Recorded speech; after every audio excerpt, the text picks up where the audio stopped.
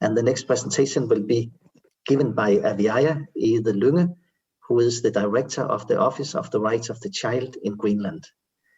And I want to say that I have known and appreciated the incessant enthusiasm and activism which you, Aviâja, have shown in your work to secure the rights of the child for all children in Greenland and in Inuit and indigenous peoples globally.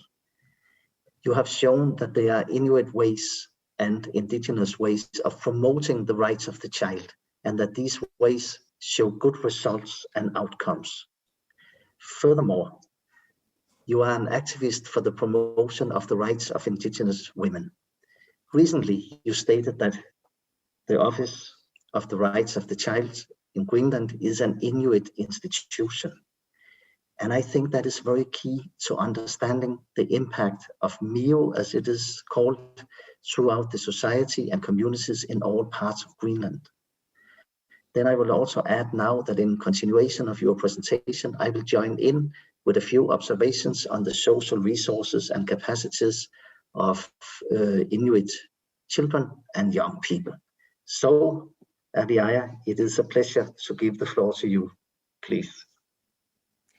Well, I would like to say thank you very much for this opportunity to be with all of you today, and it's a particularly great honor to have this close cooperation with Peter, and I'm also looking forward to be more part of this U-Arctic work with children. First of all, I would have loved to actually show you all the pictures and the quotes and aspirations of all the children and youth I met through the last 5 years, but today I'm mainly going to read up my words. So here it is. I believe that children are the experts of their own lives, and by talking and listening to them and their families, their own solutions eventually come up. Solutions that can prove to be more sustainable because they are based on the children's and families' own perspectives. However, since the colonial time, and even in times with greater self-determination, the system continues to measure the well-being of children and families through the lenses of a Western approach that does not take into account the culture, social hierarchies, social structures, and social control in Inuit societies. In the same way, actions of improvement are not based on Inuit human development potentials, resilience, and empowerment. This has many explanations, and with the limited time, I cannot get into them all.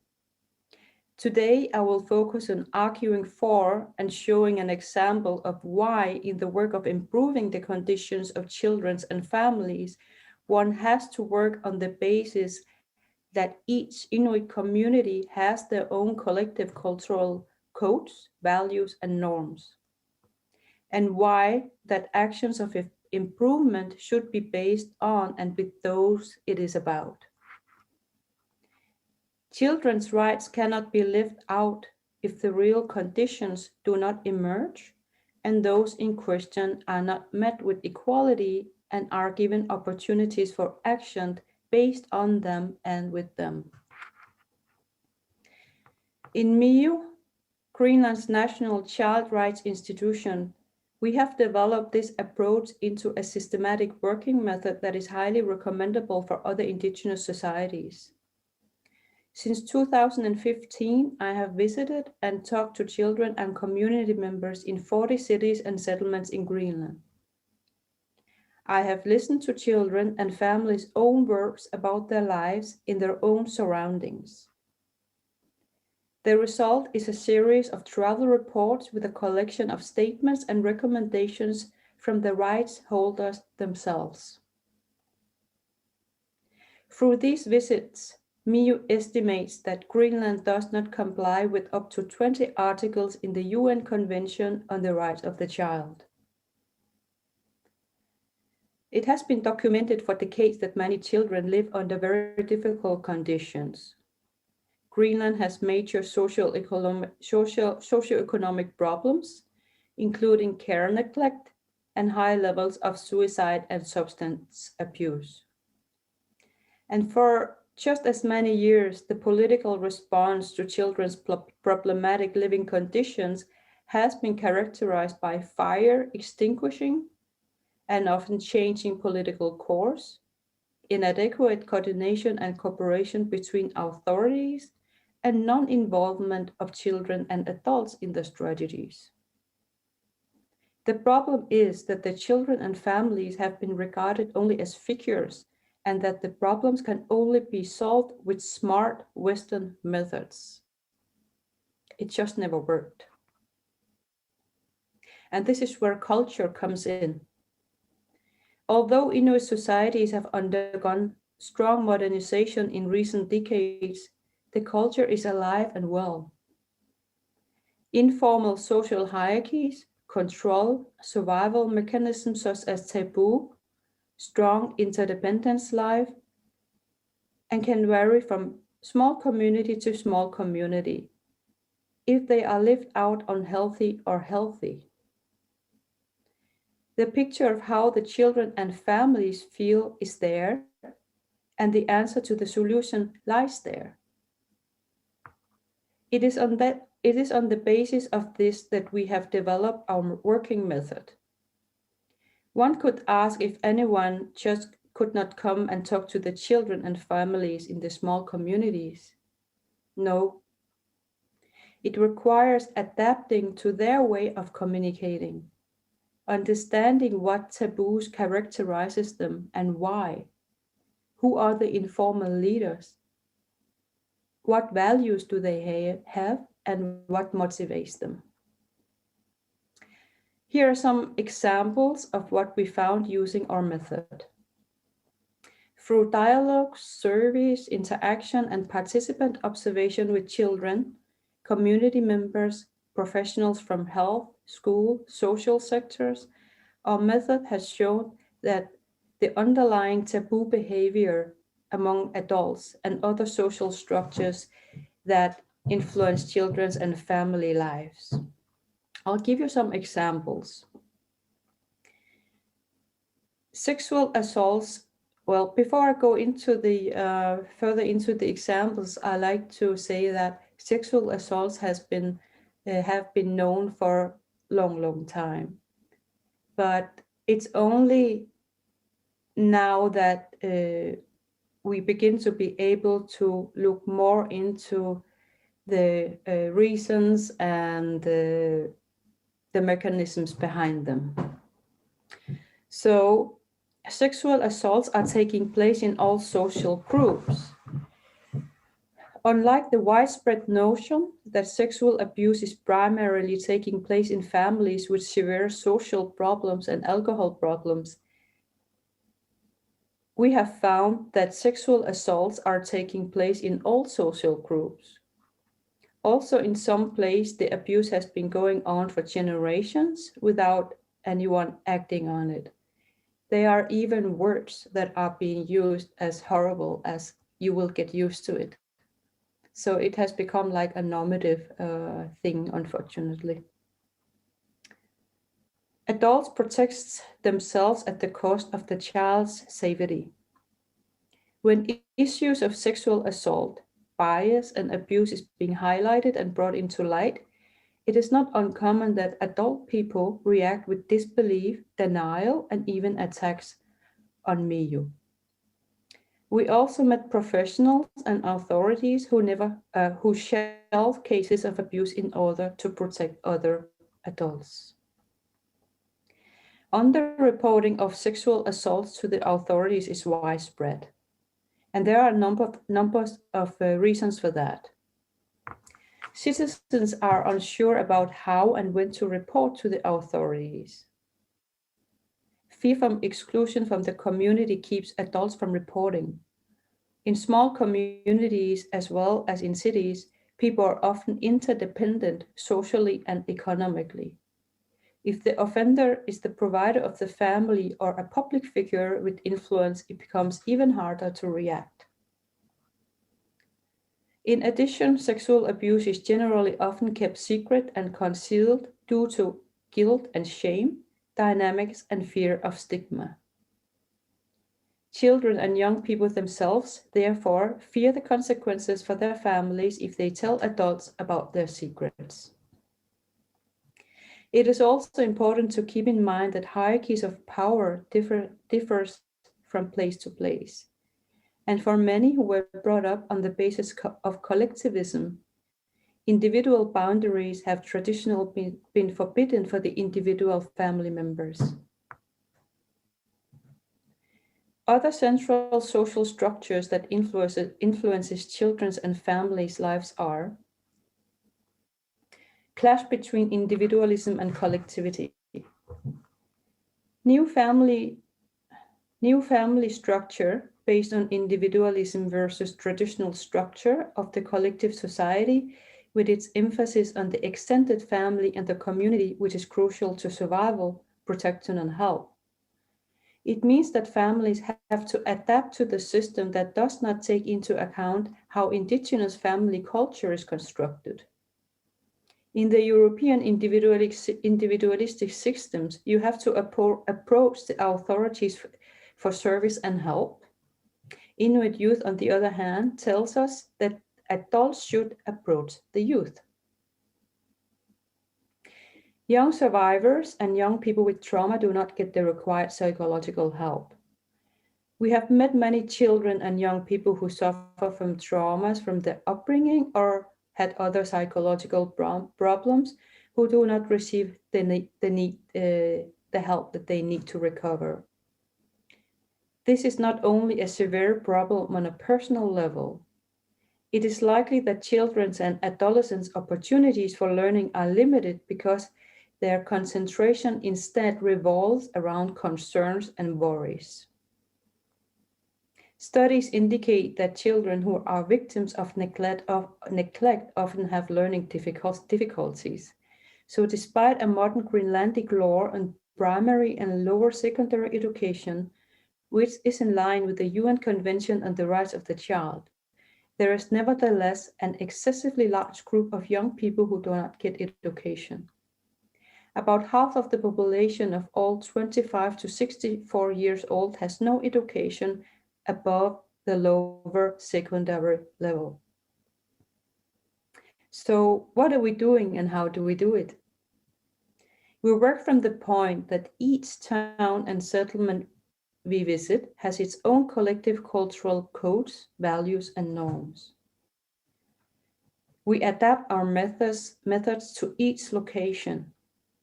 Otherwise, we do not meet them in an equal and respectful way, and we do not get into their various degrees and types of taboo.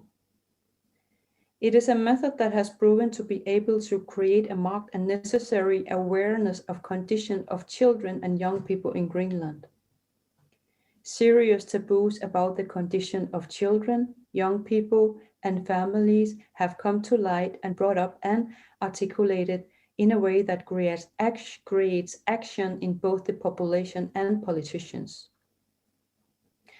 Although Greenland still has major challenges to solve, historically there has not been as much focus on the conditions of children and families before. And now it's just nothing that politicians talk about.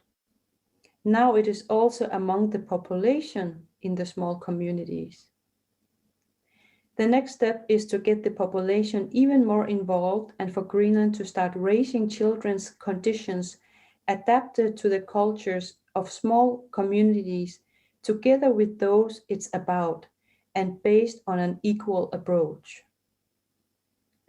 The strength of the method is that we can find problems that needs to be solved, but at the same time get the population involved in the solutions. It took us 5 years to find this way of working. We have met people who have not experienced really being involved before.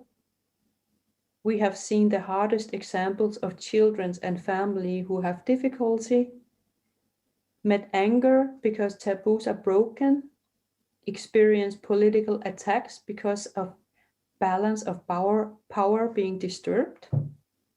But all of this is now reversed. The small communities themselves are starting to break taboos, and politicians have never had so much focus on children's conditions.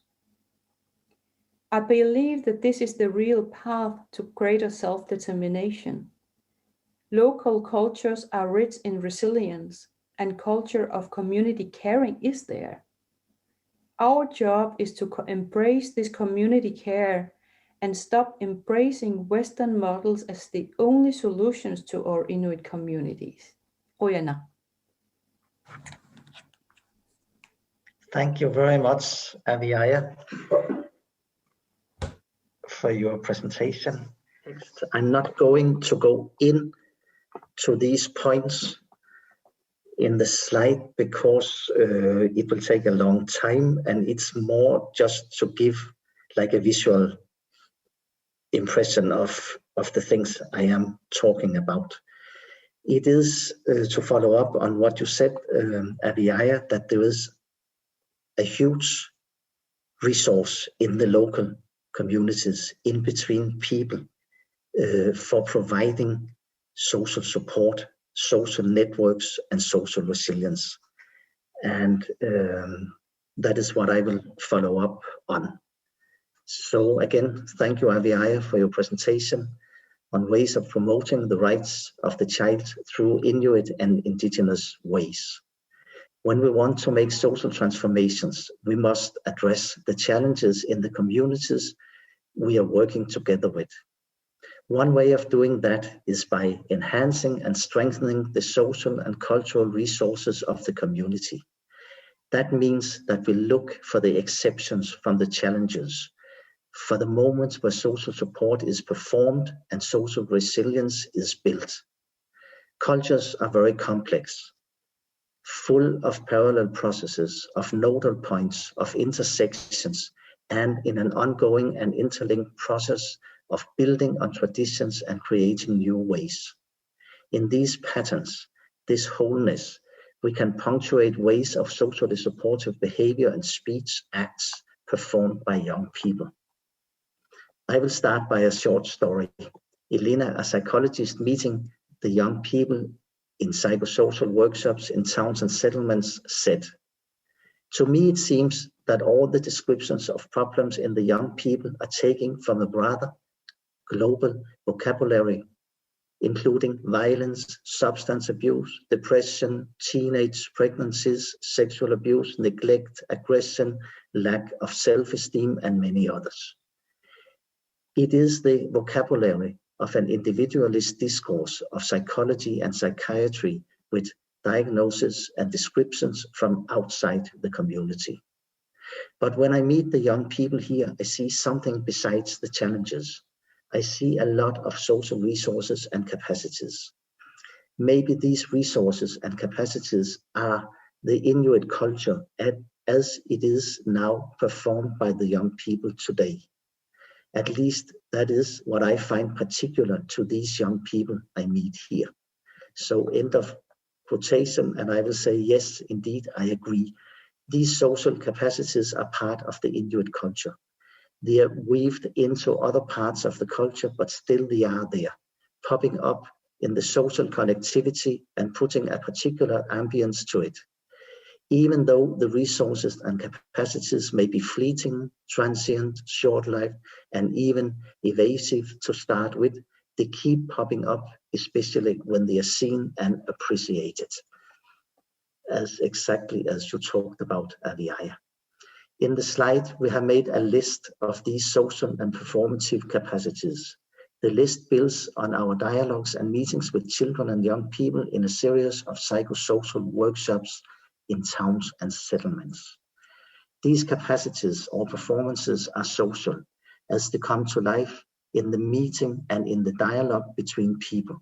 In that sense, they are social rather than individual, as they emerge in the context.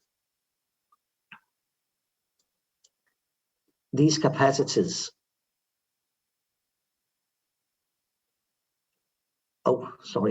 there have been and still are many studies and theories focusing on problems in Inuit children and young people, but these theories seem to blame the victim, rather than understanding that social behavior is field dependent, is a response to the historical and political context with their discourses, institutions, oppression, and lack of human rights.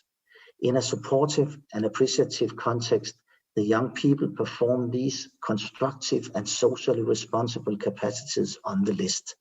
That is the lived culture in the very moment.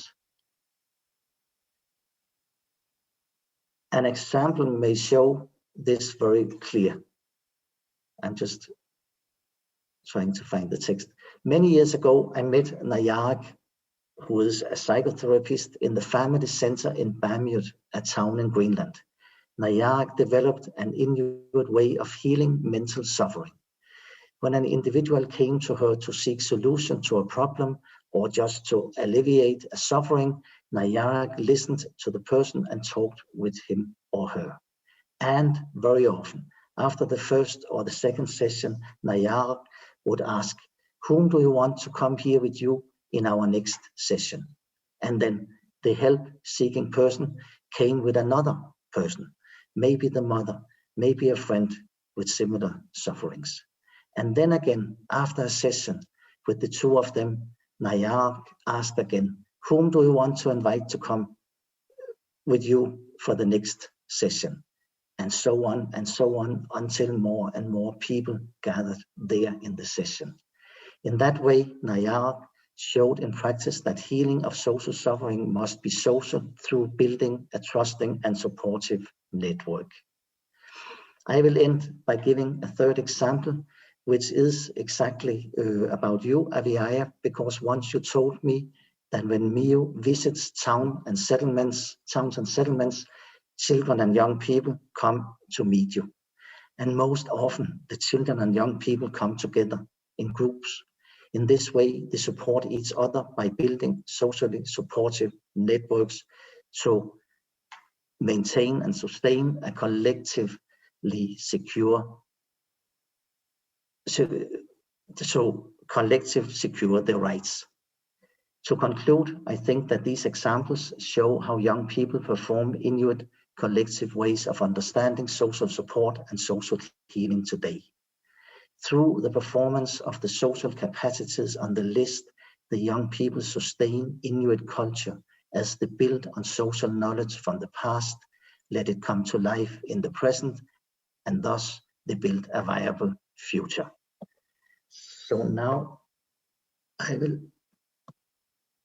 stop this, and then I will continue by saying thank you very much again to Aviâja and all the speakers. And then I have to make very, very quickly, because we are running out of time, I have to make a special announcement. And this announcement is that right now we are in the process of building a Arctic thematic network with the title Children of the Arctic. And Diana, you spoke a lot about this, so I don't need to speak a lot about it. It's called Local Knowledge and Sustainable Development. All the speakers in this section now of today, you are part of this process. And what I want to announce here is that the next conference or seminar we will make will be in Nuuk or online in October, with the title Decolonizing Learning, Indigenous Ways of Art, Community and Social Justice. And the conference will be planned in cooperation with MIO, the Office of the Rights of the Child in Greenland, and Aviâja, with Ilisimatusarfik, especially there with the Center for Children, Young People and Family Research, McGill University, Northeastern University of Diana, and a lot of other Inuit organizations, institutions, and universities. So I really hope to see a lot of you there in that conference in vivo or maybe online. So now I want to end this section again. Thank you to all of you, speakers and participants, and I'm sorry that we took a little extra time.